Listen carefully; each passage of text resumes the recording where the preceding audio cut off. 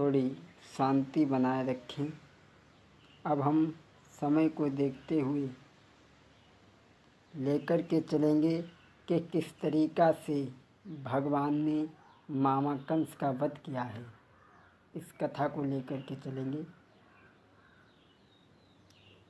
इधर भोजराज कंस की सभा लगी है और भोजराज कंस की सभा में एक दिन बाबा नारद आ जाते हैं और नारद जी सभा में आ जाते हैं। कहने लगे, नारद जी, कंस क्या हुआ? जो मैंने तुम्हें काली दह से कमल के पुष्प मंगाने की राय दी थी, फूल पहुँचे या नहीं? कंस कहने लगा, बाबा, उन अहीरों के बच्चों ने समय से पहले मेरी सभा में फूल पहुँचा दिए। उनसे कोई गलती नहीं हुई तो हमने क्यों मरवा दी? भोजराज कंस की बात सुनकर के देव ऋषि नारद कहने लगे, कंस पागल है तुम। छार कर दिया कंस तेरे ही सपनों ने, तुम्हें तो लूट लिया कंस राज अपनों ने। हाँ, तुम्हें तो लूट लिया कंस राज अपनों ने। अरे कंस, तू बेवकूफ़ है। सुन, सातवां गर्भ तुम्हें छील जो बताया था, वो ही गर्भ रोहिणी के गर्भ में पहुँचाया था।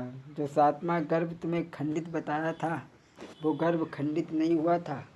वो ही गर्भ रोहिणी के गर्भ में पहुँचा दिया गया था, जिससे बलराम पैदा हुए थे। और आठवें गर्भ के अंत में लड़की बताई, वो लड़की नहीं थी, वो कन्हैया था। सातवां गर्भ तुम्हें छील जो बताया था, वो ही गर्भ रोहिणी के गर्भ में पहुँचाया था, गर्भ में पहुँचाया था। अरे छार कर दिया कंस तेरे ही सपनों ने, तुम्हें तो लूट लिया कंस राज अपनों ने। छार कर दिया कंस तेरे ही सपनों ने और तुम्हें तो लूट लिया कंस राज अपनों ने। बाबा नारद की बात सुनकर के कंस कहने लगा, बाबा, तो तुम्हारे पास कोई अकल हो वो बताओ। देवर्षि नारद कहने लगे, कंस, हमारे पास एक अकल है और वो अकल ये है कि तुम एक पत्र में लिख दो कि हमारे यहाँ शिव तेरस को धनुष यज्ञ है और उसमें कृष्ण और बलराम को बुलवाओ और तुम्हारे यहाँ बड़े बड़े पहलवान हैं, दोनों मारे जाएंगे, दोनों से फंदा कट जाएगा। देवर्षि नारद की बात सुनकर के कंस कहने लगा, बाबा, एक खत लेकर के कौन जाएगा? बोले, तुम इसकी चिंता मत करो। आज देवर्षि नारद के कहने पर भोजराज कंस ने पत्र लिखा है और सोचने लगे कि इस पत्र को कौन ले जाएगा।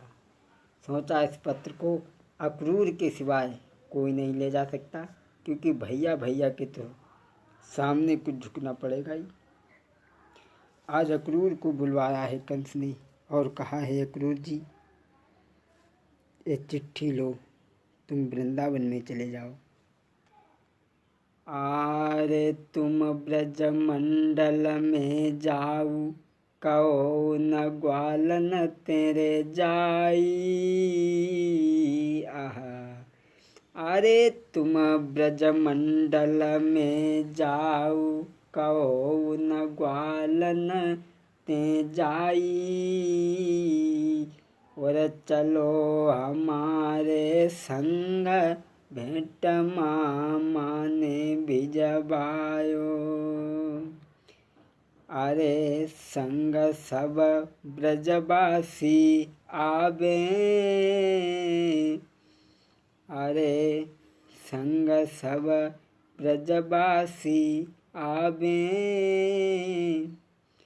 अरे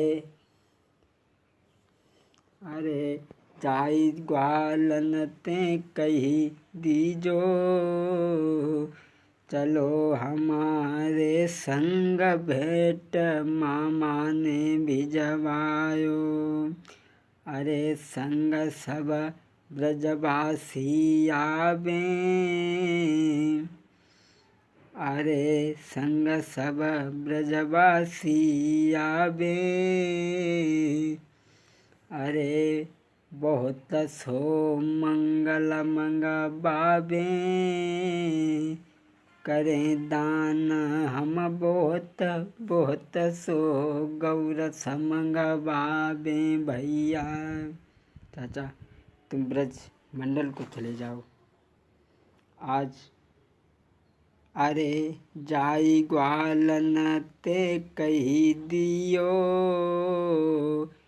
अरे चलो हमारे संग भेंट मामा ने भिजवायो। जाओ तुम कृष्ण और बलराम को बुलाकर के लाओ। आज अक्रूर पत्र को लेकर के चले हैं। अरे कंस कहने लगा चले जाओ। और धन सही यदि हम करे बहुत सो गौर समंगवावे। भैया धन सही यदि हम करे बहुत सो गौर समंगवावे।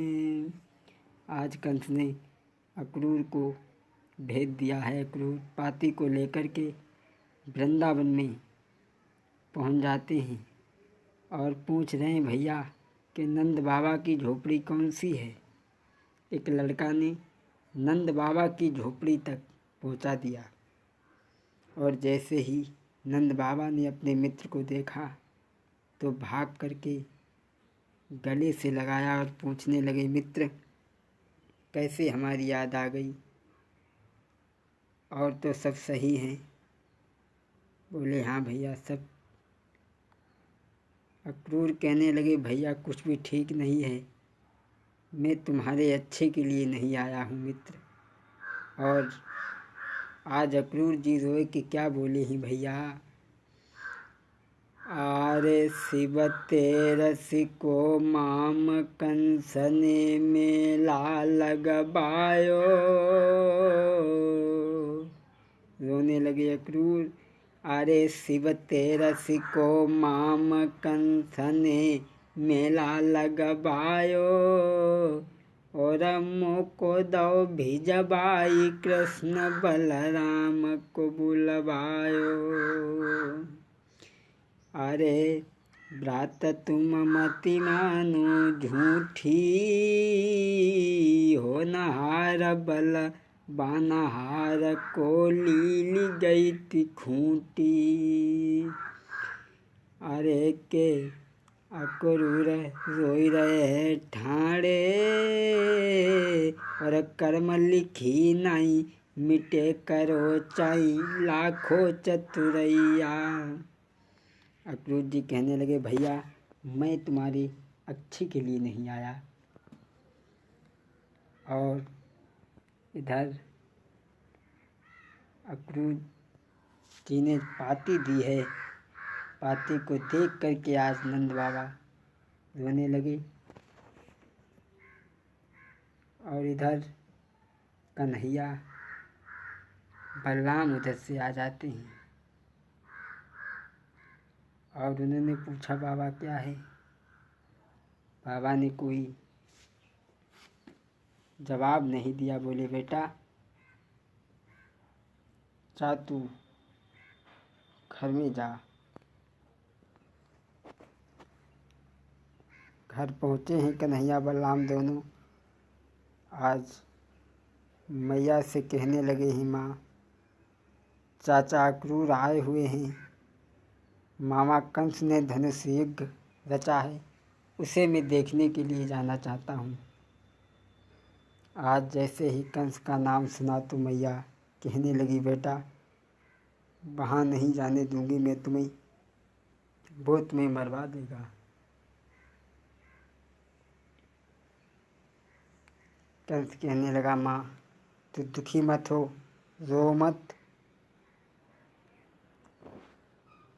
आज कन्हैया और बलराम जब घर पहुँचे हैं तो देखा है